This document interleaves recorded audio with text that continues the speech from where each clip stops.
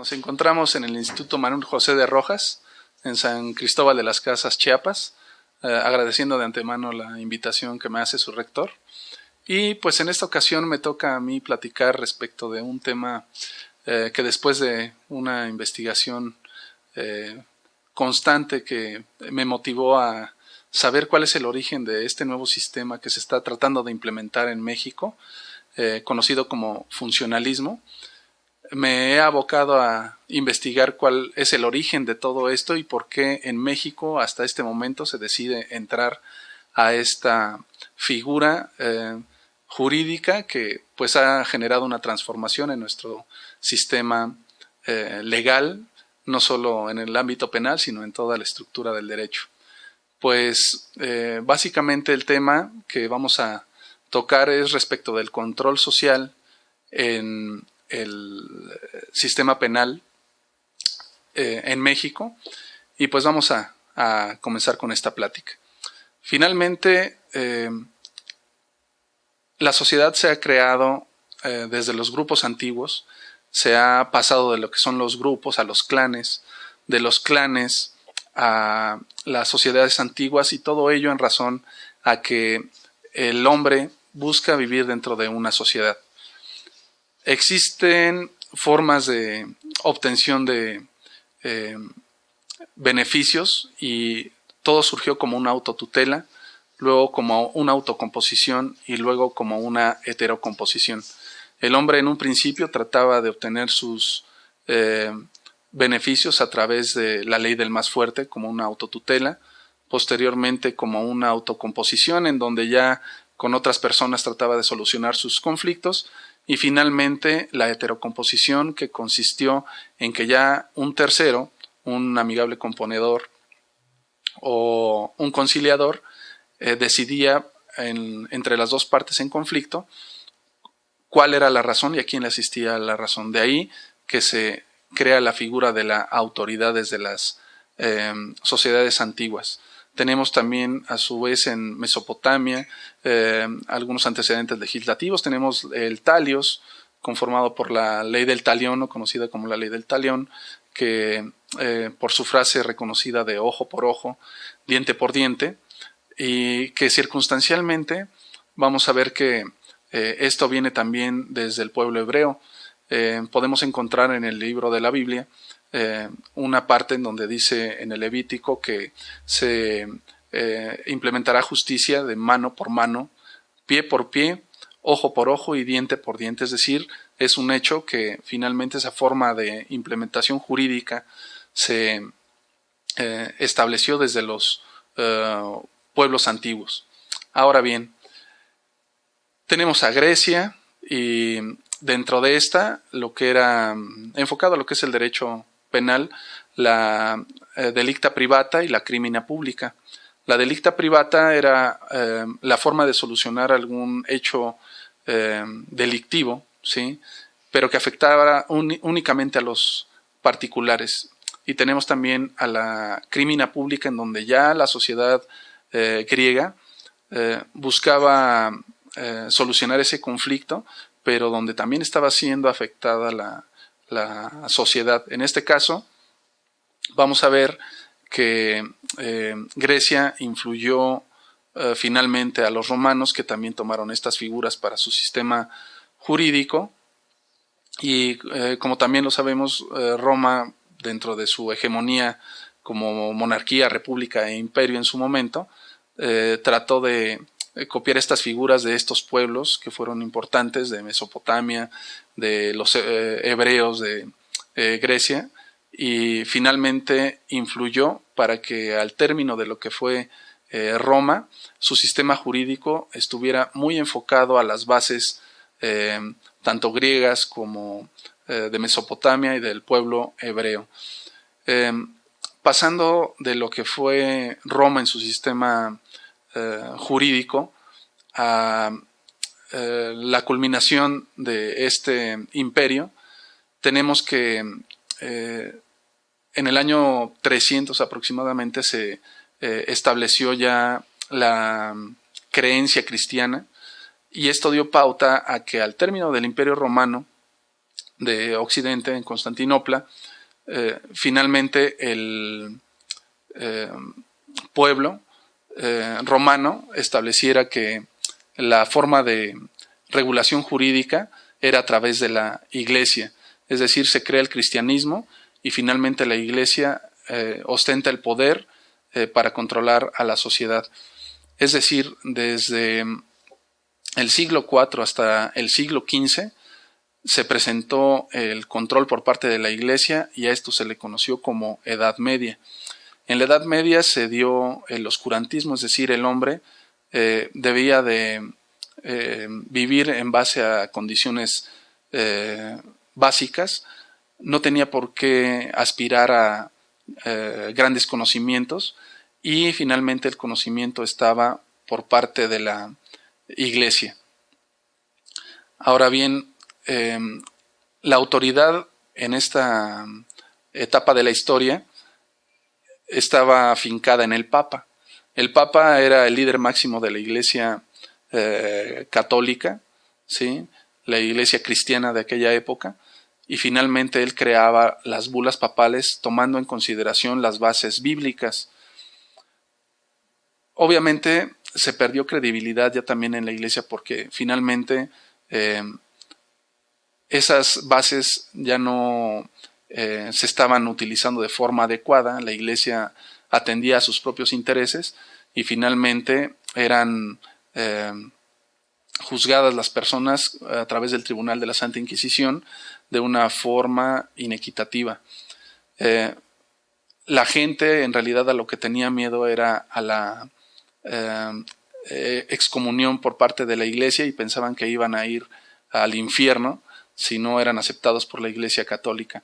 Finalmente también se están gestando en aquella época las bulas papales, que eran normas creadas por el Papa, y tenemos una de ellas muy conocida, que se conoce como el Malleus Maleficarum, o el martillo de las brujas, en donde se establecía que el origen de los pecados era fundamentalmente por la mujer, tomando esto como base la Biblia y el pecado original entre Adán y Eva con respecto a la divinidad conocida como Dios.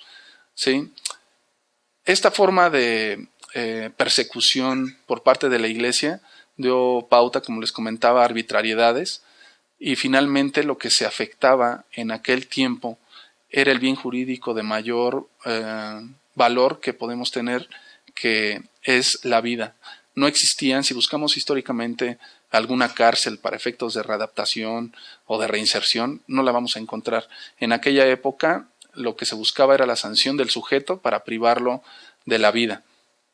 No es sino hasta la intervención de Martín Lutero y John Calvino, que ellos fueron protestantes de la Iglesia católica, en donde se determinó que el hombre debería de ser libre, ¿sí? Y no deberían de implementarse las normas de esa forma con la finalidad de privar de la vida a las personas. Finalmente se trató de que la Iglesia no fuera la que tuviera la hegemonía respecto de la implementación de las normas, y es este grupo de protestantes mencionados, John Calvino y Martín Lutero, quienes finalmente deciden que el hombre por su propia naturaleza debería de ser libre, y ya el bien jurídico tutelado pasa de ser la vida a ser la libertad la que debería de ser más regulada y más protegida inclusive. Con esto se modifica históricamente los sistemas jurídicos y pasamos a lo que es el Renacimiento, que básicamente se le conoce esta etapa con este nombre porque surge la renovación de la existencia del hombre, es decir, pasa de lo que es la divinidad, la creencia de la divinidad como creador, al hombre en sí por su esencia natural. Retomando esto, podemos encontrar a Diderot, a de Alembert, quienes fueron los enciclopedistas, y ellos se enfocaron a la búsqueda del conocimiento, es decir, ya el conocimiento no estaba circunscrito a la Iglesia, sino también ya algunos pensadores, algunos entusiastas del conocimiento fueron compilando algunas condiciones de conocimiento y se crea la enciclopedia. Vamos a ver que también el sistema legal se transforma y es a partir de aquí en donde se crean las cárceles. Las cárceles ya no buscaban nada más retener a la persona para luego ejecutarla, sino para restringirle la libertad. Es decir, tenemos, recordemos en la Edad Media, la sanción que se imponía era la pena privativa de la vida, y ahora ya en el liberalismo, con Martín Lutero, John Calvino, Diderot, de Alembert y estas personas que fueron destacadas en esta época, lo que se restringió en las sanciones por delitos cometidos era la libertad. Vamos a ver que en esa época pues no existía un sistema también de readaptación, y a la persona se le sancionaba de forma desproporcionada, es decir, generalmente a los pobres se les sancionaba con penas de prisión larguísimas, y a la burguesía, si algún burgués llegaba a realizar algún delito, simplemente se le imponía un apercibimiento, o si todavía estaba dentro del marco de la Iglesia con la influencia que de todos modos permaneció, se le invitaba a que se confesara, realizara algunas oraciones y finalmente ese burgués salía sin ningún problema. Esto generó inequidad en las personas de clase baja y clase alta, y se presentó un pensador reconocido que es César Bonesana, marqués de la provincia de Beccaria, mejor conocido como César Beccaria, y él consideró que en su libro llamado De los delitos y de las penas, que las penas deberían de ser proporcionales a los delitos y las más humanas posibles. La pena de libertad debería de ser entonces proporcional, y sea quien sea de clase alta, sea de clase baja. Esto influenció también en el pensamiento de los pensadores de la Revolución Francesa, como son Rousseau, Voltaire, Montesquieu, y estos finalmente establecieron en los postulados de la Revolución Francesa los principios de igualdad, libertad y fraternidad, que dieron pauta a que se crearan los derechos humanos. Bueno, finalmente pasamos a lo que es la escuela clásica con Francisco Carrara, quien nos retoma básicamente las cuestiones de César Bonesana, marqués de Beccaria, y establece que respecto del delito, la conducta delictiva era trascendente para la sociedad desde el punto de vista moral. Considera él también que el libre albedrío es un derecho natural que tiene el hombre, y con base en ello la conducta del hombre en sociedad debería de ser moral. De ahí que la definición de delito que da Francisco Carrara es la siguiente: delito es la infracción a la ley del Estado creada para salvaguardar la seguridad jurídica de los hombres en sociedad, resultado de un actuar humano positivo o negativo, moralmente imputable y políticamente dañoso. Tomando como base esto, a mediados del siglo XIX, esta definición de delito fue relevante para que se gestara el derecho penal moderno. Ahora bien, con este pensamiento de Francisco Carrara surgen otros pensadores como son Rafael Garófalo, Enrico Ferri y César Lombroso, quienes también conocidos como los apóstoles o padres de la criminología, crearon también la escuela positiva del delito. Esta escuela tuvo como postulados la antítesis de la escuela clásica, es decir, al sujeto ya no se le considera con un libre albedrío, se le considera un sujeto que deba de conducirse con normalidad dentro de la sociedad, y vamos a ver en un momento cuáles son las condiciones de normalidad para estos autores. Finalmente, esta escuela positiva es la base del funcionalismo al que pretendemos arribar en este tema. Bueno, finalmente, estas influencias de la escuela clásica y de la escuela positiva del delito dan pauta a las corrientes sistemáticas conocidas por todos como son el causalismo, el irracionalismo, el finalismo y el funcionalismo. Dentro del causalismo, el cual surge desde 1880 hasta 1931, vamos a encontrar dos vertientes. La primera, que es el causalismo naturalístico de Franz von Liszt, quien determinó en uno de sus postulados que la causa de la causalidad es causa de lo causado. Es decir, el origen de la causalidad es lo que produce el resultado. ¿Qué es lo que produce el resultado de la conducta? En el hecho delictivo es la conducta del hombre. Uno de sus alumnos, Ernest Belling, consideró que no nada más debería de ser considerado el delito por el resultado que se producía, sino por la afectación o la adecuación de esa conducta a lo previsto en el tipo penal. De ahí que en el causalismo naturalístico los elementos que lo constituyan son conducta, antijuridicidad y culpabilidad.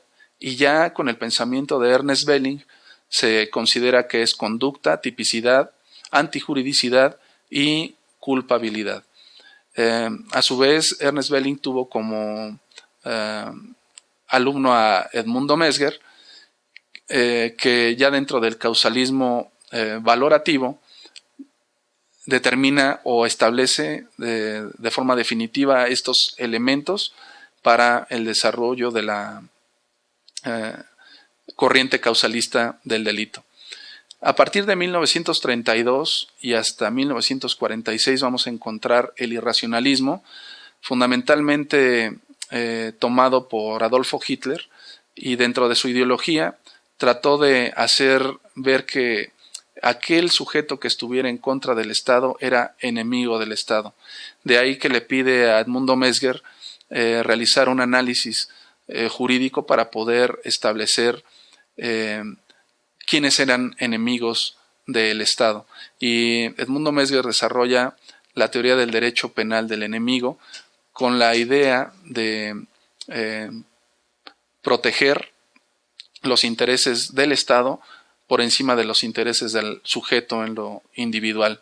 Esto dio pauta a que Hitler finalmente tuviera, digámoslo así, el soporte jurídico para justificar las muertes de todos aquellos sujetos que fueran considerados enemigos del Estado. De ahí que al delincuente se le considerara un ente virulento, capaz de contaminar a todos los miembros de la sociedad y por tanto debía de ser eliminado. Esta forma de pensamiento fue erradicada completamente de la sociedad y finalmente, al término de la Segunda Guerra Mundial, es como se crea una nueva corriente sistemática.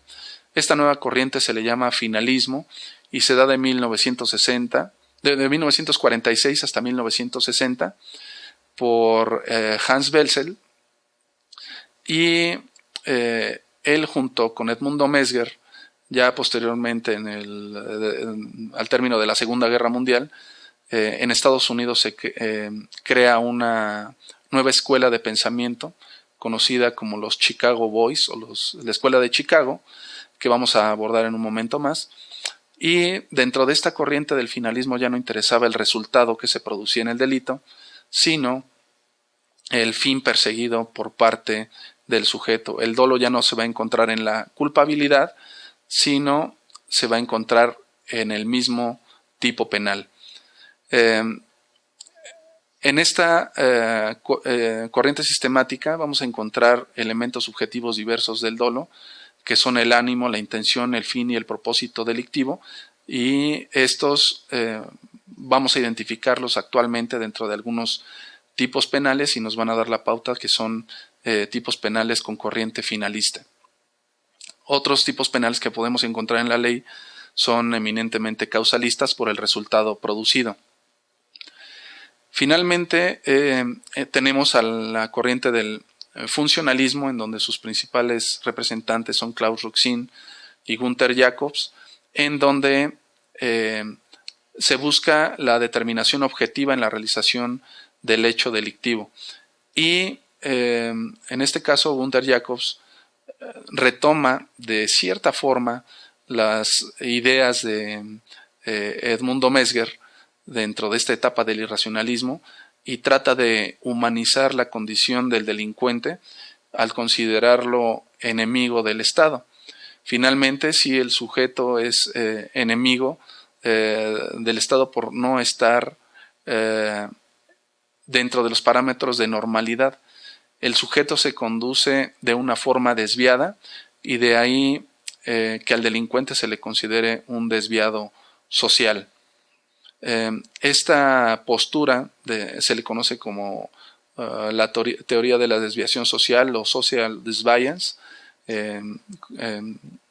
conocida así en inglés, y finalmente esta desviación social daba pauta a pensar que si una sociedad era como un tejido, este tejido debería de estar íntegro por parte de todos sus miembros. Cuando alguno de sus miembros se desviaba, era como si en el tejido existiera un hilo suelto. ¿Qué era lo que se tenía que hacer con ese hilo suelto? Pues eliminarlo. Ahora bien, con este pensamiento de Gunther Jacobs y de Klaus Roxin, dentro del funcionalismo lo que se busca es que el sujeto que se desvíe de su función dentro de la sociedad sea reprogramado y finalmente reinsertado a la sociedad. En México, con las reformas que hubo a la Constitución en el 18 de junio del 2008, podemos ver que ya no se habla de cuerpo del delito y de probable responsabilidad. Ya no se habla de readaptación social, sino de reinserción social. Se hablan de circunstancias de hecho y autoría o participación delictiva. Esto nos da pauta a ubicar nuestro nuevo sistema penal en un sistema funcionalista. Y desde el punto de vista de la evolución jurídica vamos a encontrar ya en México que en la Constitución de 1917 el delincuente era un sujeto considerado peligroso social, era un enfermo social y el tratamiento que se le daba era de rehabilitación. Ya con la idea del finalismo, el delincuente es considerado con un grado de culpabilidad y el tratamiento que se le da es de readaptación social al ser considerado un desadaptado social. Y ahora con esta nueva postura funcionalista, el sujeto es considerado un desviado social a quien hay que reprogramar y finalmente el tratamiento que se le debe de dar es de reinserción social. Como podemos ver, finalmente el control social a través del derecho penal es fundamental. En las épocas antiguas no se puede hablar de un control social, era simplemente un combate a hechos que afectaban la estructura de la sociedad, y el control social ya como teoría vamos a encontrarla a partir del estructural funcionalismo que hablábamos de Klaus Roxin y Gunther Jacobs, y pues finalmente podemos ver que el Estado mexicano se está modernizando, está tratando de ubicarse dentro del nuevo contexto mundial del derecho y tratando de hacer más eficiente el sistema de procuración y administración de justicia para tener un control de la sociedad y siendo abiertos también buscando que los intereses de las minorías, en este caso los grupos de poder, se preserven y los grupos minoritarios, incluyendo a toda la sociedad o el gran grupo de la sociedad, pues funcione o sea funcional para estos intereses fundamentalmente de carácter económico. Pues es muy amplio el tema, trato de hacer un resumen estructurado respecto de esta evolución histórica. Espero haya la oportunidad de poder tener contacto con los interesados en este tema a través de la página de esta institución, y finalmente estoy a sus órdenes. Les agradezco por su atención. Gracias.